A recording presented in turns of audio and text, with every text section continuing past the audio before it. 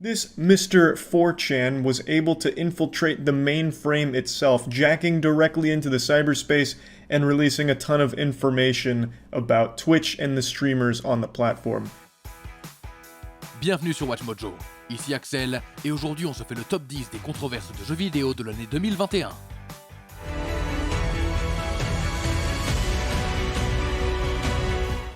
Pour cette liste, nous allons nous pencher sur les actualités les plus controversées du monde du jeu vidéo cette année. Faites-nous savoir dans les commentaires celle qui a été la plus scandaleuse selon vous. Numéro 10, la suite annulée de Days Gone. First thing I want to say is, they're not zombies, right? Thank you for setting me straight. Yes, they're freakers, and and it's like, okay, yeah, people looking at the demo last night probably are like, okay, yeah, it's another zombie game. C'était un jeu compliqué lorsqu'il est sorti en 2019.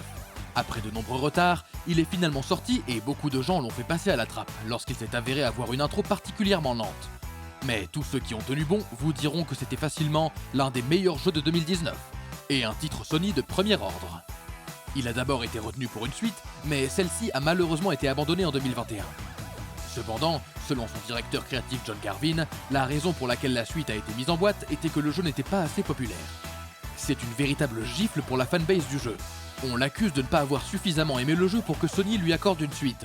So they're not They are alive. dead, No, yeah. they are alive. They are alive. So Numéro 9, les jeux PlayStation sur PC. No.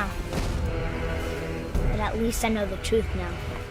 Il y a des rumeurs qui courent depuis un certain temps sur le fait que Sony va porter davantage de ses plus gros jeux sur PC, afin de concurrencer Microsoft sur sa propre plateforme.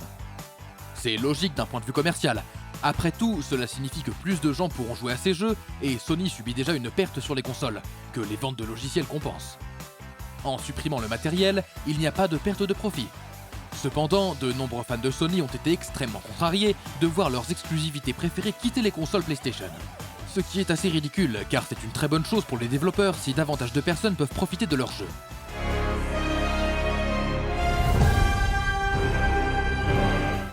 Numéro 8, se battre contre Poison Ivy pour le mois des fiertés.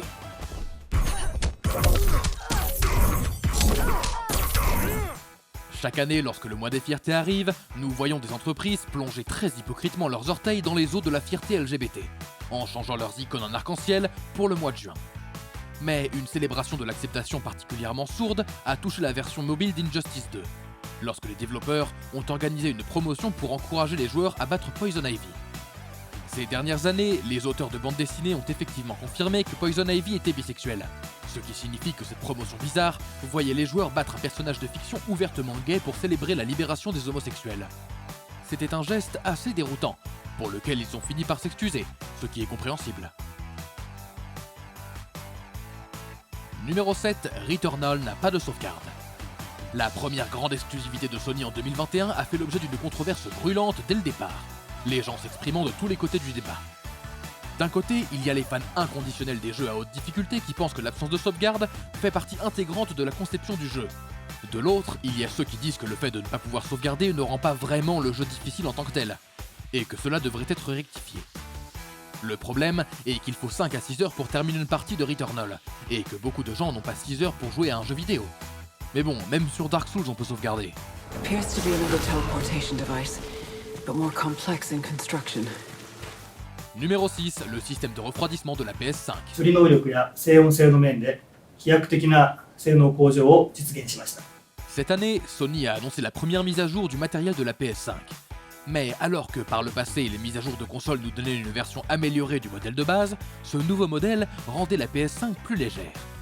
Le youtubeur Austin Evans a cherché à savoir ce que Sony avait fait pour alléger la console, et a découvert que le système de refroidissement avait été considérablement réduit, ce qui l'a fait chauffer davantage. Mais Evans a été critiqué pour avoir critiqué la PS5, attirant un grand nombre de trolls qui défendaient le changement apporté par Sony au matériel. Que le nouveau système soit plus efficace ou non, Evans s'est quand même fait doxer et harceler pour avoir partagé ses découvertes. I don't think there's any argument that this is a worse console, at least for thermals and for the cooling. Numéro 5, l'émulation de Metroid Dread.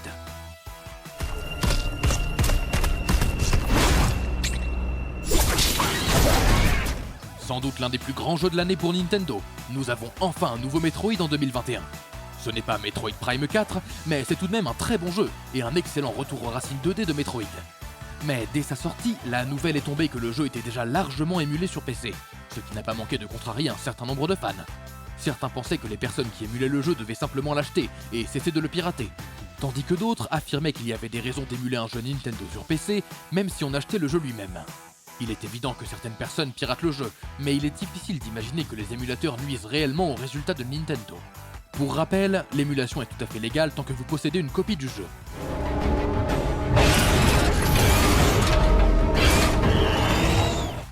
Numéro 4, le brevet sur le système Nemesis, dans la Terre du Milieu, l'ombre du Mordor. You? Now you're back? Just my rotten luck! A coward could try to flee to fight another day.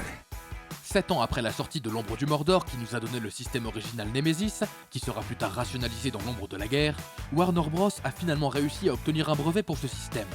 C'est, sans aucun doute, une mauvaise chose, qui va freiner l'innovation dans le jeu. C'est une nouvelle entrée dans un coin désagréable de l'histoire du jeu vidéo, qui nous rappelle le brevet de Namco sur les mini-jeux d'écran de chargement déposés en 1995, nous laissant nous ennuyer à mourir jusqu'à l'expiration du brevet en 2015.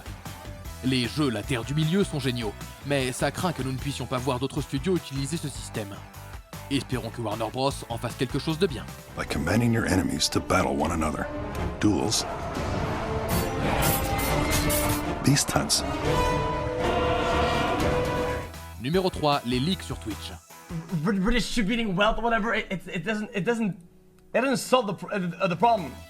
En octobre 2021, une véritable bombe a été mise en ligne, contenant l'intégralité du code source de Twitch et des informations détaillées sur les revenus de ses principaux créateurs. Cela signifie que l'ensemble du site web peut être volé et reconstruit par des concurrents qui veulent contester la domination de Twitch dans le domaine du streaming. De plus, de nombreux streamers de haut niveau ont été critiqués pour leurs revenus lorsqu'ils ont été dévoilés, et ce, malgré le fait que la plupart des streamers avaient déjà leur nombre d'abonnés visible publiquement, ce qui signifie que l'information n'était pas vraiment un secret. Il est également apparu que les plus grands streamers de Twitch figurent sur une liste à ne pas bannir, car les bannir réduirait les bénéfices de la plateforme. Bah oui, c'est une entreprise, faut pas être naïf. Guys, I'm gonna take a step to make that blue line slightly slimmer.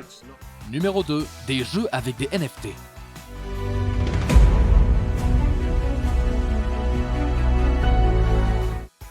Les NFT ont pris le monde d'assaut cette année, apparaissant apparemment de nulle part pour dominer la conversation sur les crypto-monnaies. Et assez rapidement, elles ont fait leur chemin dans le jeu vidéo. Les NFT dans les jeux sont apparus un peu partout malgré le fait que peu de gens s'y intéressent. Ces jeux sont tellement controversés que Valve a pris la décision d'interdire les jeux basés sur la blockchain sur Steam, ce qui réduira considérablement leur nombre en circulation. Non seulement nous avons vu apparaître des jeux entièrement basés sur l'achat et la vente de NFT, mais ils ont également envahi des jeux existants.